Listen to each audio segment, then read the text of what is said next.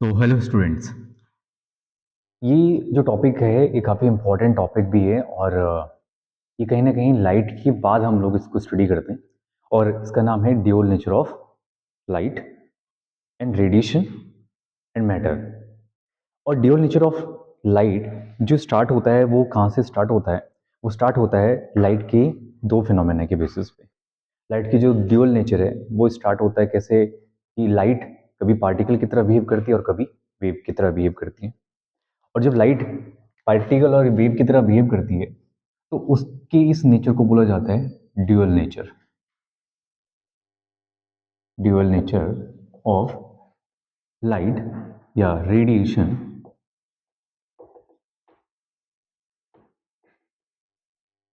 Dual nature of radiation and matter.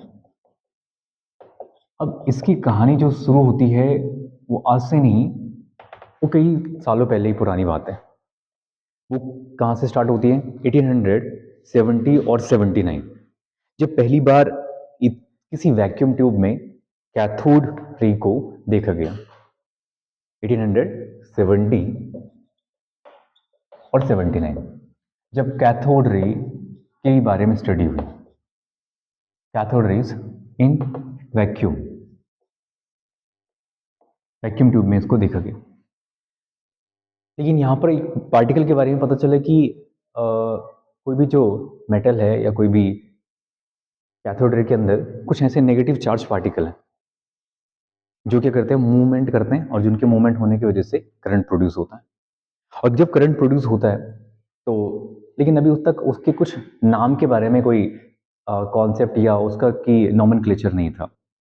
तो 1887 में जो स्टडी हुई वो 87 में स्टडी हुई मैक्सवेल के थ्रू।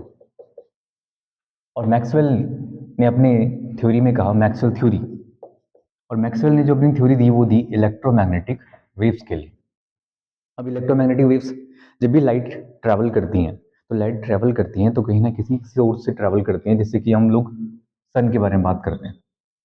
और जब सन से ट्रैवल करती हैं तो ट्रैवल करने के बाद वहां पर मीडियम तो कुछ है नहीं। तो मीडियम जब कुछ है नहीं तो आगे जो लाइट ट्रैवल करती हैं तो उसको हमने 8th चैप्टर में स्टडी करा है कि उनके अंदर दो फील्ड प्रेजेंट होते हैं, एक इलेक्ट्रिक फील्ड और एक मैग्नेटिक फील्ड। इलेक्ट्रिक फील्ड कैसा है? एक स्टैटिक है, चार्ज की वजह से होता है, स्टैटिक चार्ज। वहीं मैग्नेटिक फील्ड, मैग्नेटिक फील्ड जो होता है प्रोड्यूस, वो होता है मूविंग चार्ज की वजह से। तो वहां पर कौन चार्जेस हैं? अभी एक स्टैटिक चार्ज, अभी मान लीजिए, क्योंकि चार्ज एक बिल्कुल सिमिलर क्वांटिटी है किसकी, मास के जैसे वर्क करता है। मास के जैसे कैसे? जब चार्ज और लेकिन मास क्या होता है, मास आगे ट्रैवल नहीं करता। आगे ट्रैवल कौन करता है? जब वाइब्रेशंस क्रिएट होते हैं तो उनके वाइब्रेशन से आगे आगे एनर्जी ट्रैवल करती है। कौन? एनर्जी। और जब एनर्जी ट्रैवल करती है तो किस फॉर्म में जाती है? वेव्स की फॉर्म में। लेकिन वो एनर्जी कैसे? एक स्टैटिक चार्ज की वजह से आता है। तो इलेक्ट्रिक फील्ड वहां पर काम करता है स्टैटिक चार्ज के लिए, और मैग्नेटिक फील्ड मूविंग चार्ज की वजह से प्रोड्यूस होता है। तो जब इलेक्ट्रिक और मैग्नेटिक फील्ड आपस में दोनों आगे ट्रैवल करते हैं तो फिर एक नए टाइप की वेव जनरेट करते हैं। स्टैटिक या मैग्नेटिक फील्ड अकेला कोई भी वेव जनरेट नहीं कर सकता, दोनों का एक साथ होना बहुत इंपॉर्टेंट है, और यही मैक्सवेल ने बताया। तो 1887 में मैक्सवेल थ्योरी आई, तो उसने कहा, यहां तक इतना पता चल चुका था कि कैथोड रे से कि कोई भी नेगेटिव चार्ज पार्टिकल है और कोई पॉजिटिव चार्जेस हैं, लेकिन एक नेगेटिव ही आगे मूवमेंट करता है जिसकी वजह से करंट प्रोड्यूस होता है। लेकिन वही मैक्सवेल थ्योरी जब आई तो एक तरह का रिवॉल्यूशन आ गया। इतना पता चल गया कि इलेक्ट्रिक फील्ड और मैग्नेटिक फील्ड जब दोनों एक साथ चलते हैं तो वो क्या करते हैं, एक तरह की नई वेव जनरेट करते हैं। मैग्नेटिक फील्ड कुछ ऐसे, इलेक्ट्रिक फील्ड आगे, क्योंकि इलेक्ट्रिक फील्ड कैसे इस डायरेक्शन में जाएगा और मैग्नेटिक फील्ड उसके ठीक ऐसे मूवमेंट करेगा।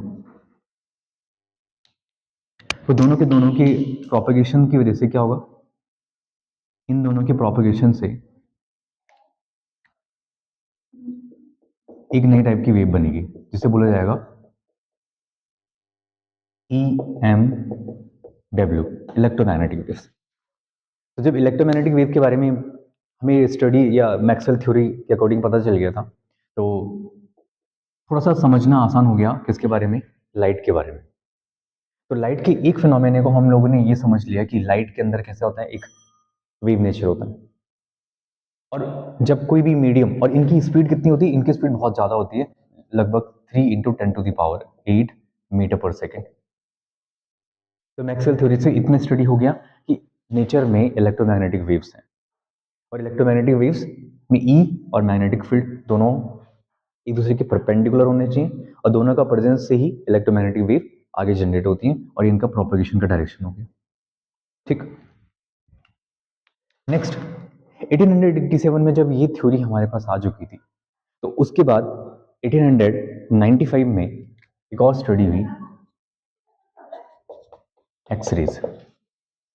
और एक्सरेज आप जानते हो, एक्सरेज इन्हीं वेव्स के अंदर पूरा का पूरा gamma rays, X rays, ultraviolet rays, infrared rays, radio waves, और उनमें से एक एक्सरेज है। एक्सरेज कहीं पर पड़ी, जिसका डिस्कवरी करी थी रॉन्टसन ने।